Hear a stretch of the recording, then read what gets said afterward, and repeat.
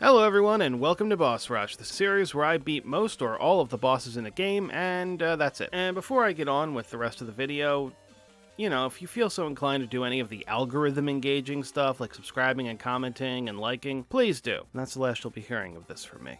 So, for this episode, we'll be looking at Megaman Battle Network 3. Both versions. Yeah, they went the Pokemon route and made two nearly identical versions of the game. They'll do this for the rest of the series, which is just so great. And one of these small little differences the versions have is a different boss. Literally just one. So I have to play both. So let's get started. Flashman is, in my opinion, the most difficult first boss in the series so far. His primary attacks are easy enough to get a read on. The attack he'll use the most is the floor light attack. I don't know what to call it. This attack is a similar pattern to the fire tower attack used by Fireman and Heatman, just a bit quicker. It also follows you up to the very last panel, so move up or down and forward at the last moment to avoid it. You can get the timing down. This attack is a non-issue. The next attack he'll use is his floor spread attack, which is even less of an issue. While this attack does a decent amount of damage, it can only affect the front two rows of panels, so just stay in the back row. And for most of this fight, staying in the back row is actually a good way of managing it. But then we get the most problematic part of this fight, which is the stun attack. Flashman will summon these two lamps that will stun you in, about 5 seconds. They take more damage to destroy than you can muster with your buster at this point, and you need to destroy both of them to avoid the stun. Obviously, once you're stunned, he attacks you. The only way to avoid this is to plan ahead and have some chips ready to destroy them when he spawns them. Wide swords are your best option, as they'll take out both without needing to waste a second chip. For this fight, straight line attacks are your best friend. Anything that allows you to fire and then move out of the way will work very well. I'd recommend grinding out for shockwaves and buying the bubblers at the net dealer in AC/DC 2 to increase your damage output. Swords are also useful, but don't rely on them. And almost immediately after, we get our very next boss, and this boss is not that hard, or even hard at all. Yet again, Gutsman is the first optional boss, and he is just as easy as his Battle Network 1 form. To go into detail about this fight would make me sound like a broken record. The strategy is the same as usual, just break the panel in front of you, and now he can't damage you. Rinse and repeat.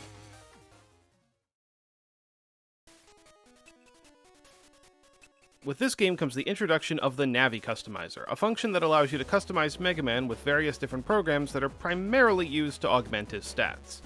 This basically replaces the power-ups from previous games. Programs come in 5 different colors, and there are 2 types of programs. Some programs appear smooth in the interface, which means they must touch the center command line. Others have raised squares on them, which means they cannot touch the center command line. You also cannot put 2 programs of the same color next to each other. If you break any of these rules, you'll get a bug, which causes you to lose HP during battle, amongst other possible negative effects. However, in this game, playing with the bug Navicust can grant you the bug style, which I will discuss later in the video. The Navicust is limited in size, making some programs difficult, if not impossible, to use without side effects. Throughout the game, you will have 2 ways of dealing with this. One is the expand memory, which increases the Navicust size. There are only 2 of these in the entire game. And the other is the spin programs, which allow you to rotate the various programs to optimize space. Okay, moving on to the second optional boss, Metal Man. Metal Man is also pretty easy. The only thing that makes this fight a bit more challenging than it should be is the environmental hazard on the battlefield. There's a metal gear moving back and forth through the center lane, and obviously this can damage you. So depending where you are and where it is when he attacks, it can leave you stuck between a rock and a hard place. Metal Man has 2 basic attacks, his Boomerang Blade, which is your biggest threat, and his Missile attack. The Boomerang Blade is easy to dodge, but it comes with an RNG factor due to the gear in the center of the board. The Missile attack is much easier, as all you have to do is move back and forth. This attack also gives you your best opportunities to attack him. Overall, just use a little patience and he'll be down in no time. And now we move on to our next story boss, Beastman. This guy can be difficult for new players. He moves incredibly fast and never stays still for more than a second. And his attacks trigger almost instantly, giving you very little time to move if you happen to be in striking range. Most of his attacks involve him teleporting directly in front of you or directly behind you, similar to Proto-Man from the last game. However, unlike Proto-Man, there is no special trick to control Beastman. The trick to this fight is to play reactively. Use his teleportation to your advantage, and I have no idea what I was thinking when I wrote this next paragraph, but it makes no sense to me, which means it's probably going to make less sense to you, so I'm going to try to explain this in a better way. Where you are on your side of the field determines what kind of attacks he's going to use. So figure out what attacks you're the best at dodging, and find what spots you can stand in that will trigger that attack more often, and then build a rhythm around that. In terms of chip setup, you need fast reactive chips for this fight, stuff you can fire off at a moment's notice. Stuff like swords and buster chips work well, the shockwaves can also come in handy as he tends to hit them while he's darting around.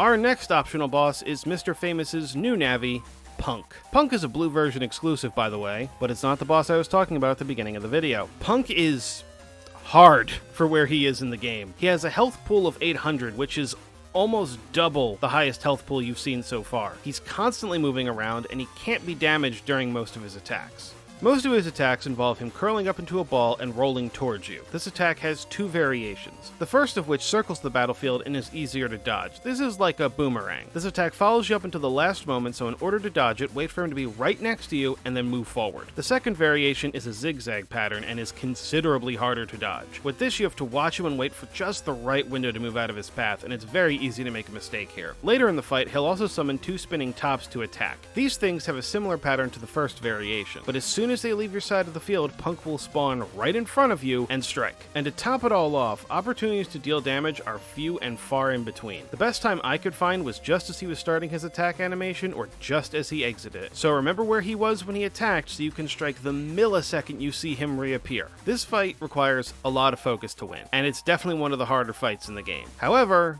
you can just wait till later to do it if you want to. Next up is Bubble Man, and when I was a kid, I remember struggling with this guy a lot. Turns out back then, I just sucked at the game. Bubble Man is easy. He'll stay in the back row, and the center panel on his side is missing. From that hole will come a constant stream of bubbles. These pop in one hit, so they're not that big of a deal other than being a distraction. Some of them have swordfish in them, and that'll do a little more damage than the regular bubbles, but still not a huge deal. All while this is happening, Bubble Man will be throwing these, things at you. These things have the same moveset as a knight in chess, so once they land, just move back a row to avoid them. This fight is more about managing the environment of the board rather than actually dealing with the boss. It's fairly easy to manage, but at the same time, it's not hard to get overwhelmed or distracted. Later in the fight, Bubble Man will form a bubble around himself and start shooting arrows at you. These bubbles take 3 to 5 hits to pop, and it's not much of a problem other than it being yet another distraction. The best chips for this fight are chips that affect the back row and chips that can go over the first 2 rows. Stuff like bombs and shockwaves are very useful here. Next up is Kingman. This is one of those fights that is more about managing the spawns than dealing with the boss themselves. Kingman spawns 2 pawns and a knight. These pawns can slash 2 panels across and 2 panels deep, so they can't affect you if you stay in the back row. That is, until Kingman uses his area grab, which he will do pretty early in the match. On top of that, the knight will be constantly slamming down on whatever panel you're on, so managing this setup will be your top priority for surviving this fight. Thankfully, Kingman himself does nothing other than move back and forth in the back row. This is a fight where you have to stay focused on dancing with the pawns and the knight while keeping Kingman in your peripheral vision so you can strike when you see an opportunity. The good thing is that he stays in position for a long enough time that you don't need to react immediately. Just make sure one of the pawns isn't in the way, they can absorb certain attacks. The best chip setup I had for this fight was to use attacks that wouldn't be absorbed, like dash attack and shockwaves. Also, chips like cannons and bubblers are good for getting off quick shots when you have an opening. Avoid swords and anything that only affects the front row, anything that will be absorbed by the pawns, which is basically any attack that stops after the first thing they hit, and keep any chips that only go 3 rows deep to a minimum. Next up is the 4th story boss, Desert Man. This guy is a similar strategy to Kingman, and it's another fight where managing the spawns is more important than the actual boss. The spawns in this fight are his hands, which turn into lion heads and attack you in a similar fashion to the fishy viruses. Because there are 2, it's almost impossible to avoid triggering these things, so managing them is the key to winning this fight. Thankfully, managing them isn't too hard as long as you keep your focus on them. They can be destroyed with enough damage, but not enough damage that you can do it with 1 or 2 buster shots. Desert Man, or at least the part of him that has the health bar, doesn't do anything other than spawn these sand pools beneath you, and these sand pools can damage you if stepped on, though personally I didn't find working around them to be that difficult. So the strategy is similar to the last fight. Focus on managing the hands while keeping Desert Man in your peripheral so you can take advantage of any openings to get. And like the pawns, the hands can absorb some types of chips. Now where this fight differs is that each time you damage Desert Man, he'll disappear and reappear in a random location on his side of the field. Occasionally he'll spawn with one of these sand towers in front of him, which of course absorbs damage. You can actually delay this by stunning him or hitting him with a water element chip, allowing you to get more hits in before he vanishes. So the same types of chips that were useful in the last fight are useful here, as well as bombs and really anything that can be thrown. Alright, now is a good time to discuss the bug style. Because this is when I got it in the game and I wrote it in this section of the script, so I'm going to talk about it now. Bug style is a style change you can achieve by playing with a bugged Navi Custer for around 100 battles or so. As you can see here, I RNG'd myself heat bug style. What bug style does is that every battle, you start with a random bug. Some of them are bad, like your HP drains, or you get pulled to one side of the battlefield, or your buster locks up randomly on you. But then there are other bugs that are much more beneficial. Sometimes you'll start with a barrier, or you'll start with invulnerability from the first damage you take, or you'll start the match with a full chip tray of 10 chips. So while it has the obvious downsides, you could see that the benefits outweigh the risks. Now, before I move on, I want to take a minute to talk about two of the worst parts of this game. First is this small mission here. This kid wants us to find him an Ice Ball M chip. It's actually a pretty rare chip for this point in the game, and that's because it can only be obtained from a rare virus that, as of right now, can only spawn in one particular area. But if you go to the program dealer in Beach Square and buy this fish program, you can greatly increase your chances of encountering that virus, and thus greatly increase your chances of getting that chip. It's still a bit grindy, but if you're using the Buster Max mode, the mode that supercharges your buster, it shouldn't be too hard. Now here's what the problem is. How much of the process I just detailed do you think the game tells you? Does it tell you about the fish program? Does it tell you where the virus that drops it spawns? Does it at least tell you what virus drops it? Well, the answers to those questions are no, no, and no. So the game has you just go out into the net trying to find this rare spawn that you don't even know what it is, a rare spawn that can take hours to spawn normally anyway, and unless you knew about this exact process, this could be hours of monotonous, grindy gameplay. Just fucking stupid. The second thing I want to talk about is the next boss stage. In this stage, the game requires you to use fire element chips to burn down these trees and weeds that are all over the area in order to progress through the dungeon. And by use, I mean that chip is gone, destroyed, erased. Thankfully, you do get a Navi Cust program right at the start that will increase your chances of fire-type viruses spawning, thus increasing your chances of getting fire-type chips. Of course, you don't need to burn every single weed and tree in the stage, just the ones that help you progress. And you don't know which ones they are. Some of the weeds will drop fire element chips like I just mentioned, others might heal you 100 HP, and some will give you nothing. The only way to know which ones you need to burn is to either safe scum or just brute force it, unless you use a map, like I did. So basically, it's a less annoying, but still very annoying, version of the Electric Man stage.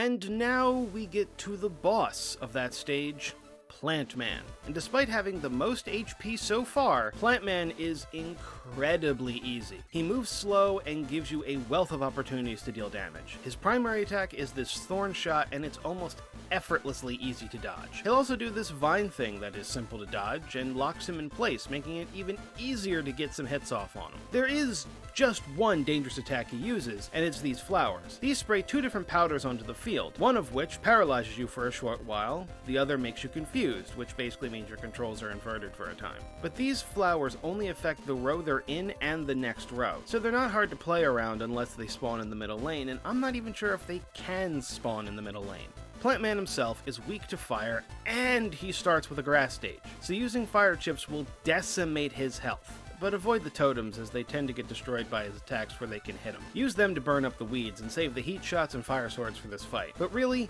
anything is useful here. He moves slow enough that you can easily take advantage of any damage window you're presented with.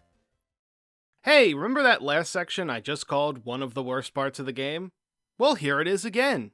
Yes, the next stage uses the exact same mechanic as the last stage. This one doesn't take place in a unique dungeon, however. It takes place across all the internet areas you've access to. This time, you have to use water chips to douse these net fires, and unfortunately, unlike the plants and Plant Man stage, you have to douse all the fires in each area to progress. Thankfully, by this point, I had so many water element chips that it was basically a non-factor for me. Not to mention that they give you a stupid amount of water chips during the stage.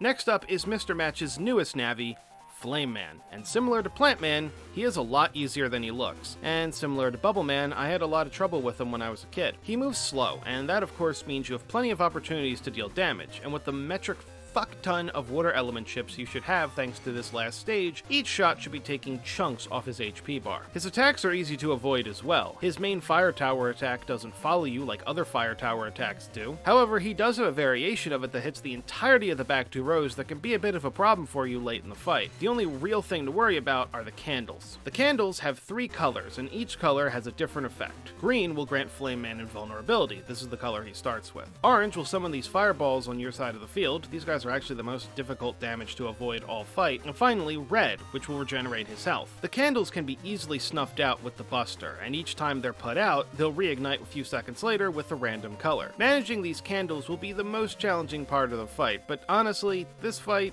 is a pretty easy fight if you approach it with a sense of caution. And now we reach the part of the game where the versions differentiate. Yes, it's this late. If you're playing blue version, you'll face Bowlman. Bowlman can be tricky with how his attack patterns work. He likes to shoot this Gatling gun of bowling pins at you. These come from all angles and come very quickly. This makes dodging this onslaught difficult. Of course, they can be destroyed by damaging them, however, instead of going away when destroyed, they fly right in your direction, hitting the panel you're on, or, if you're fast enough, the panel in front of you. Suffice to say, managing that can be difficult. Trying to dodge the fast incoming pins, plus trying to avoid any ones you may have sent flying, can easily lead to mistakes, and there really isn't a better way of going about it other than those 2 methods. This isn't his only attack, of course. He'll also set some pins up on your side of the field and roll a bowling ball at them. You get it? 'Cause he's Bowlman. This sends the pins flying in all directions, but still less annoying than his primary attack. Thankfully, dealing damage to him isn't hard. Just avoid any chips that can be absorbed and stick to shockwaves, dash attacks, and anything that can travel the field, and keep some swords handy for when he moves into the front row, and you should be done with him pretty quickly.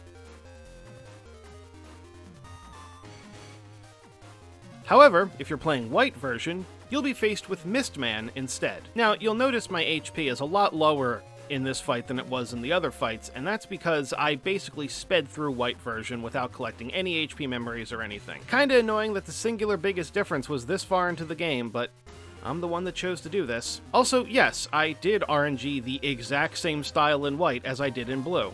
Mistman is a bit harder than Bowlman simply because of the variety of his arsenal. First off, to damage Mistman, you have to attack the lamp, not him. His main attack is a dash attack, which is easy to avoid, however this is one of the best opportunities to deal damage, and along with that comes the risk of getting hit. You can destroy the mist form with attacks, but that means it can also absorb attacks. He'll also summon these poison mist clouds that not only drain your HP when you stand in them, but he'll pop out of one in front or behind you and punch you in the face. This isn't hard to manage, but you can get unlucky and find yourself trapped. The worst attack is his Soul Gang move. These fuckers spawn on your side of the field and not only damage you when they touch you, but they also slow you down momentarily. I lost twice due to this move alone, though that was probably because I only had 480 HP. For chip selection, anything that triggers quick and goes through obstacles is good here. Shockwaves, dash attacks, bombs, and some swords. Also set up an area grab as your auto chip so you can gain some advantage in the late stages of the fight. And now we get to the penultimate boss of the game, Drillman. And this guy is way easier than I remember. His gimmick is that he spams this drill attack where he can't be damaged from the front. This attack is easy to avoid and the pattern is easy to read. The only problem is most chips are useless because he blocks the damage. However, he can be damaged from the sides. So wide swords are your friend here. Load up your chip folder with as many as you can and get your timing down. Shockwaves are also useful here. With a measly 600 HP, depleting his health bar will be easy. His V2 form, which you'll have to face in the final stage of the game, is a bit harder as he adds a couple more attacks to his arsenal, but as long as you know what you're doing, it's still not that hard. He's basically the cut man of this game. And now we move on to the final optional boss of the game, Proto-Man. This fight actually takes place after the final boss, but I figured it would be better to put it here in the video rather than after the big final boss fight. Proto-Man is very similar to how he acts in the previous 2 games. Long sword and wide sword attacks, he teleports in front of you and behind you, and he moves incredibly fast. But this time, he's added a wave attack to his arsenal. This attack is a 2-wide panel attack and is easier than most of his other attacks to dodge, but it's not easy. Managing this fight is hard, as he moves so fast that by the time your brain registers where he is, he's already attacked and moved on. He also does a lot of damage per hit, and unfortunately, the trick from Megaman Battle Network 2 appears to no longer work. So you play this fight cautiously and reactively. Focus on dodging him, and when you see an opportunity, take it. For this fight, remove anything from your chip folder that animation locks you or takes more than a second to fire. He'll stay still for a millisecond at best, so stuff that fires instantaneously, AoE chips, and wide swords are your friend here. And now we get the worst final stage in the entire series. Not to say it isn't inspired, it's just very annoying. For this stage, you have to work your way through while trying to avoid these claw things that cover all of the paths throughout the dungeon. If these things even so much as get a whiff of your presence, they will grab you and bring you right back to a spawn point. This of course means that some or all of the progress that you've made up to that point is nullified, which gets very old very fast. So basically, you have to save scum the whole dungeon just to preserve your mental health. Not to say that save scumming doesn't get old fast, but at least it's less annoying than brute forcing it. And now we move on to the final boss. As with the last game, and for the rest of the series, the final boss is a double boss fight.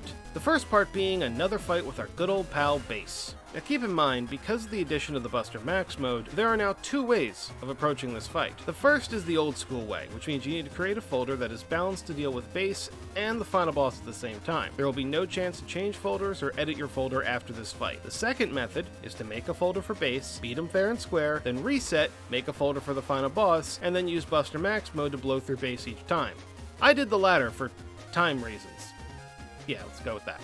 Bass has a similar attack pattern to his Battle Network 2 form. He has a basic Buster attack and a spread shot variation. The spread shot variation is harder to dodge. He has the same HP as his Battle Network 2 counterpart as well. The only big difference is the 100 HP aura he has. This will protect him from all damage until you deal 100 damage to him, and it regenerates. And mind you, that is not 100 damage cumulative. That's 100 damage in one hit. So preparing for this requires you to have a good selection of chips that deal 100 plus damage, just so you can get rid of the barrier. If you're doing method 1, that is going to make preparing for this fight very hard, as the chips that are good against Bass aren't necessarily optimal for the final boss. The chip setup that works for Bass is anything that deals 100 plus damage and anything you can spam at him while his aura is down. A lot of the elemental wide swords are good for this fight. It takes some patience and, depending on your chip setup, some luck, but beating him isn't too hard. And now we move on to the final boss, Alpha. This guy is the hardest final boss in the series, and probably the hardest main game boss in the series as well. Alpha has a beefy 2000 HP, and on top of that, it can't be damaged until you break down the layers of its core. And even after doing that, the protective layers regenerate with time. Thankfully, the more the layers have been damaged, the easier it is to destroy them. This means, though, that you have to keep up with breaking down the layers of its core while trying to manage the other things it's throwing at you, and trying to efficiently deal damage. All of which is no small task, because Alpha hits hard and hits often. Its main attack is its claw attack. This attack is very frequent to the point where it's almost constant. One of the claws will swipe down the board at you, while the other will fire in a straight line at you. Dodging this isn't hard if you're fast enough, but the attack triggers so quickly that you won't have time to do anything else and still have time to dodge. Dodge first, attack second. It'll also shoot this laser at the first row of panels, destroying them and the middle panel of the second row. This attack also has a shockwave to it, so avoid being in the middle row when it uses it. This attack also makes his Gatling gun attack much more dangerous. His Gatling gun can normally be avoided by moving around in a circle, but with those panels gone, it becomes much more tricky to deal with. Later in the fight, it'll launch a rocket at you that blows up the last two rows. And believe it or not, that's not going to be the biggest threat you're going to be dealing with in the second half of this fight. The biggest threat is this alternating current attack. This attack is very tricky to avoid, as it makes you dance back and forth with the current, hoping that you're matching its rhythm. All of this combined makes this a very difficult fight to manage.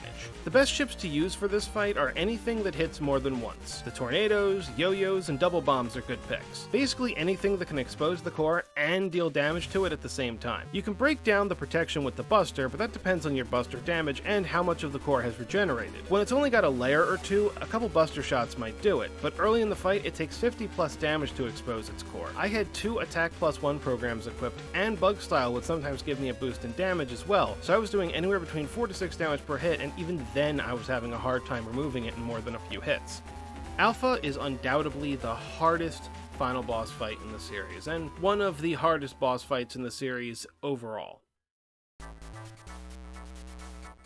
And that's it for Mega Man Battle Network 3. Now, I didn't mention this in the last vid, but there are some bosses that exist in the post-game of these games, but those bosses require you to complete your chip folder to reach, and that is a headache and a half to do. That doesn't mean I won't eventually do them, it just means I'm not doing them in these videos. So yeah, I hope you enjoyed the video, thank you for watching all the way through, and I hope to see you in my next video.